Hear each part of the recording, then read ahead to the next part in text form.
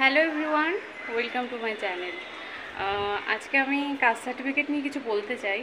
যারা SC ST OBC আছো তারা কাইন্ডলি একটু চেক করে নিও যে তাদের কাস্টটা সেন্ট্রাল লিস্টে আছে কি না, তাদের কাস্টগুলো। কারণ তোমার কাস্টটা যদি সেন্ট্রাল লিস্টে না থাকে, যদি তোমার স্টেটের লিস্টে থাকে, তাহলে কিন্তু হবে না, মানে তুমি কাস্টের সুবিধাটা পাবে না। তুমি যদি জব পেয়েও যাও সেই কাস্ট সার্টিফিকেট দেখিয়ে, আর ফিউচারে ওরা প্রুফ পায় যে তুমি সেই কাস্টের আন্ডারে পড়ো না। ধরো তুমি এসটিতে আছো, এসটির ভেতরেও তো অনেক থাকে, বা ওবিসি এসসি আছো, তা ওই দেখে নেবে যে ওটা যেন সেন্ট্রাল লিস্টে থাকে, তোমার যে কাস্টটা সেটা যেন সেন্ট্রাল লিস্টে থাকে। না হলে তুমি জব পেলেও কিন্তু 2-3 বছর বা 5 বছর পরে যদি ওটা চেক হয়ে দেখা যায় যে তুমি ওর আন্ডারে পড়ছো না, তাহলে কিন্তু তোমাকে চাকরি থেকে বের করে দেবে। সামনে শুনেছি যে গ্রুপ ডির ভ্যাকেন্সি খুব আই থিঙ্ক খুব তাড়াতাড়ি এক্সামটা স্টার্ট হবে।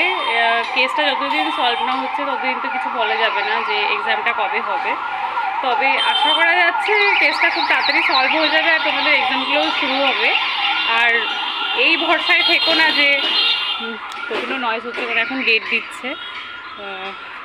আর তোমরা এই ভরসায় থেকো না যে আমার এক্সামটা ভরসায় না থেকে তোমরা পড়াশোনাটা করো। কারণ পড়াশোনাটা করলে কিন্তু হুট করে একদিন শুনবে যে এক্সামের ডেট দিয়ে দিয়েছে।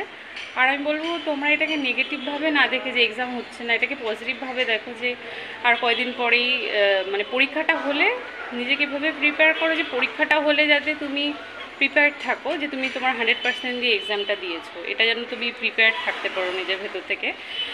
সেভাবে পড়াশোনা করো যাতে এক্সামটা হলে তুমি মানে বলতে পারো যে না, আমি আমার 100% দিয়েছি পরীক্ষায়।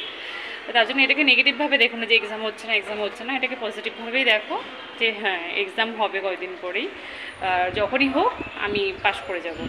আর সামনে যাদের মানে এনটিপিসি তো এক্সাম হচ্ছেই এখন, এনটিপিসি এক্সামে ভালো নাম্বার এসছে তারা পড়ো, প্রিপারেশন করো যে কম্পিউটার যে টাইপিং টেস্ট হয় ওটার জন্য। আর যাদের সামনে এক্সাম রয়েছে, এখনও তো এক্সাম চলছে, তারা ভালো করে এক্সাম দাও সেভাবে পড়াশোনা করে। জেইর ভ্যাকেন্সিটাও বেরোবে, তাই যারা জেইর জন্য প্রিপারেশন করছে এটাও তাদের জন্য একটা ভালো অপরচুনিটি যে সামনে যেই এক্সামটা আসলে জেইর এক্সামটাও ভালো করে দিতে পারবে।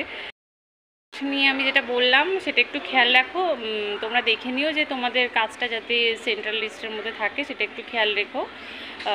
আর যদি কি সেন্ট্রাল লিস্টে না থাকে, স্টেট লিস্টে থাকলে কিন্তু যদি ধরা পড়ে তাহলে কিন্তু ওরা তুমি চাকরি পেলেও বাদ দিয়ে দেবে।